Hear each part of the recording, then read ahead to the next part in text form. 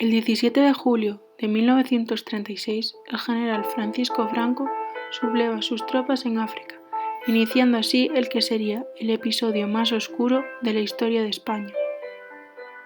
Nuestra nación fue mutilada en dos bandos que lucharon por defender sus ideales políticos, olvidándose de que todos ellos eran hijos de una misma historia y cultura. Tras 3 años de una guerra civil que separó familias y reprimió todos los avances conseguidos durante la Segunda República, se pusieron fin a cualquier tipo de ideal distinto al del régimen franquista.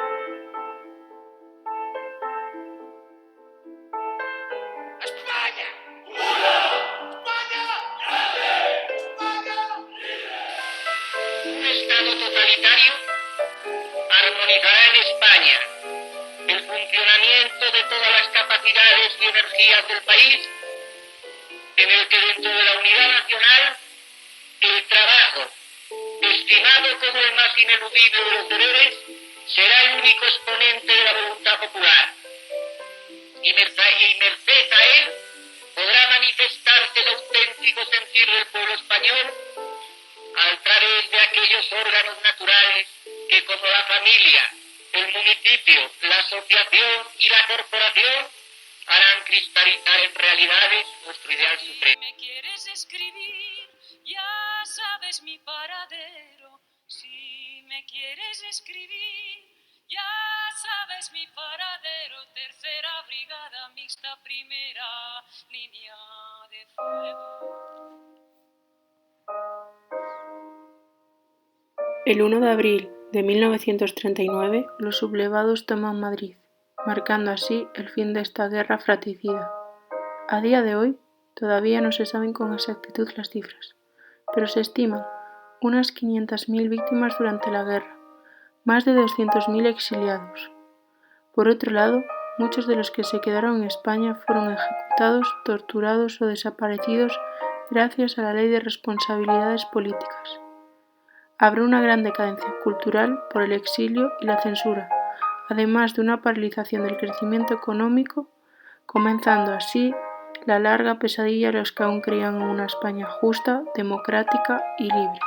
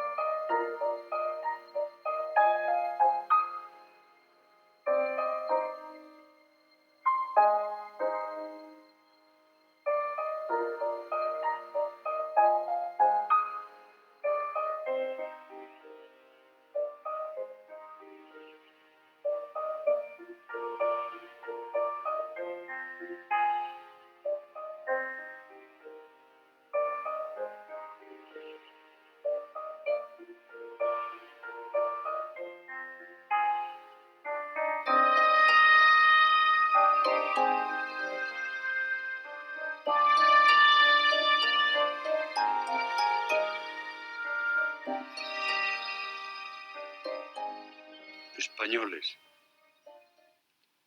Franco ha muerto. ¡Viva el rey! ¡Viva! ¡Viva España!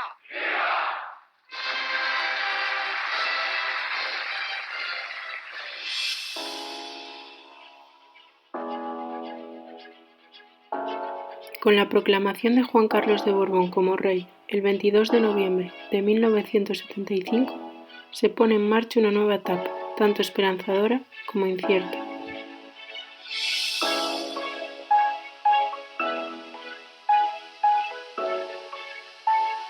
La consolidación de una monarquía bajo los antecedentes de una república, una guerra civil y una dictadura no era un trabajo fácil, además del escaso número de apoyos que ésta recibía. Il vostro paese è in un punto cruciale. Morto Franco, patronato rey Juan Carlos I.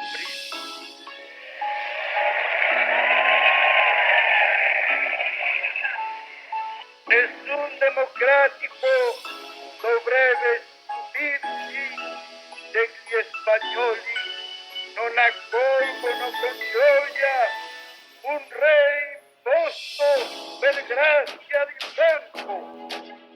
Por otro lado, las disputas sobre las características del nuevo gobierno dividió a nuestros políticos en continuistas, rupturistas y reformistas.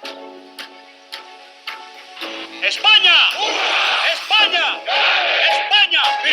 ¡Caídos por Dios y por España! ¡José Antonio Primo de Rivera! ¡Francisco Franco! Me parece difícil porque las instituciones actuales tienen una difícil transformación como no sea sobre la base de un cambio radical. Puedo prometer y prometo intentar elaborar una constitución en colaboración con todos los grupos representados en las Cortes, cualquiera que sea su número de escaños.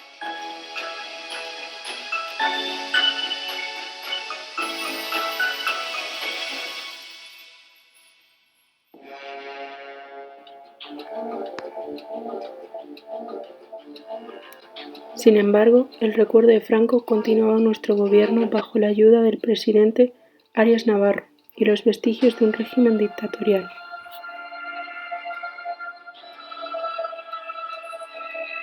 Cuando todo parecía apuntar a seguir el sendero de la vía continuista, Adolfo Suárez, aun a pesar de tener un perfil falangista, le abrió a España las puertas de la democracia con las elecciones de 1977.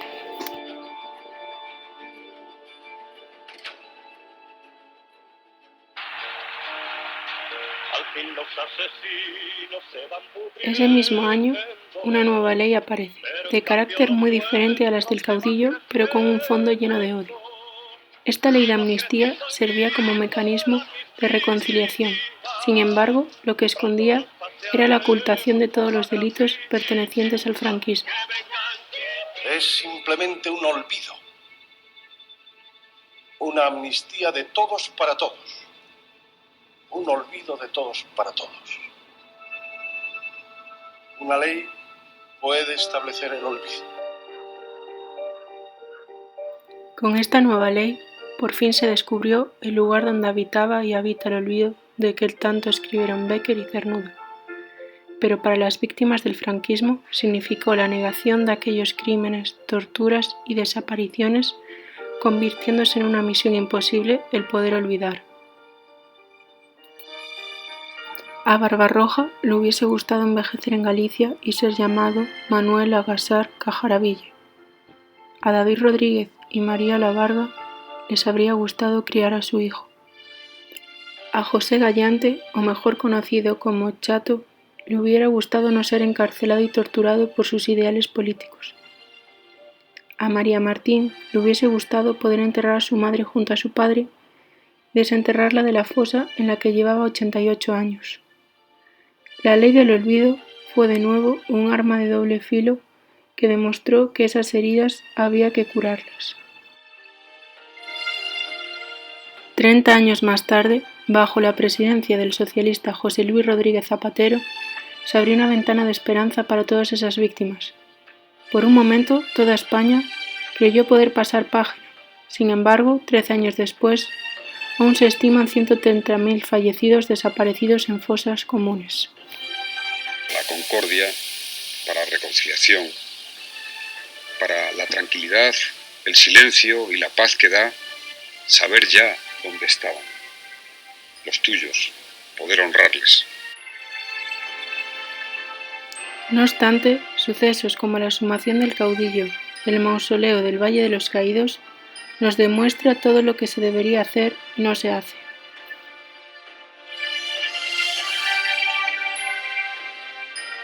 A la familia de Julián, Rafael, Francisco, Doroteo, les encantaría poder olvidar, pero les es imposible. Las víctimas de la Alemania nazi se les pidió perdón mediante los juicios de Nuremberg. Las del fascismo italiano mediante el proceso de Verona.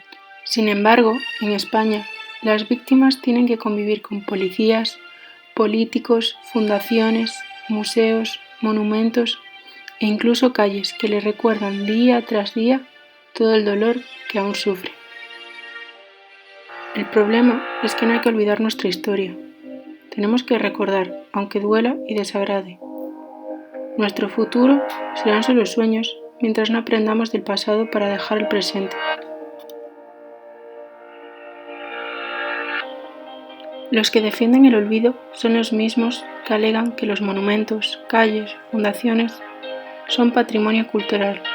Por eso mismo, las historias de los hijos y nietos de los que no lo pudieron contar deberían ser patrimonio popular.